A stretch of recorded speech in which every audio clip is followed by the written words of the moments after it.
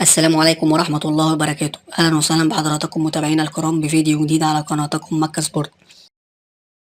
بإذن الله في فيديو النهاردة هنتعرف على موعد مباراة ليفربول وفولهام في الدوري الإنجليزي بعد ما اتأجلت مباراة نادي ليفربول في آخر مباراة له أمام إيفرتون في الجولة ال15 من الدوري الإنجليزي، ونتعرف على القناة الناقلة للمباراة وملعب والتوقيت والتشكيل المتوقع للمباراة، ترتيب الفرق.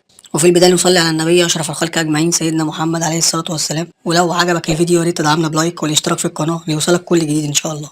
يستضيف نادي ليفربول نادي فولهام في الدوري الإنجليزي في الجولة ال16 من الدوري الإنجليزي الممتاز على ملعب الأنفيلد، وسوف تقام المباراة يوم السبت 14/12/2024 من شهر ديسمبر، وسوف تنطلق صفارة المباراة الساعة 4 مساء بتوقيت تونس والمغرب والجزائر، والساعة 5 مساء بتوقيت مصر وليبيا والسودان، والساعة 6 مساء بتوقيت السعودية وقطر والعراق وسوريا وفلسطين واليمن والكويت والأردن، والساعة 7 مساء بتوقيت الإمارات وعمان.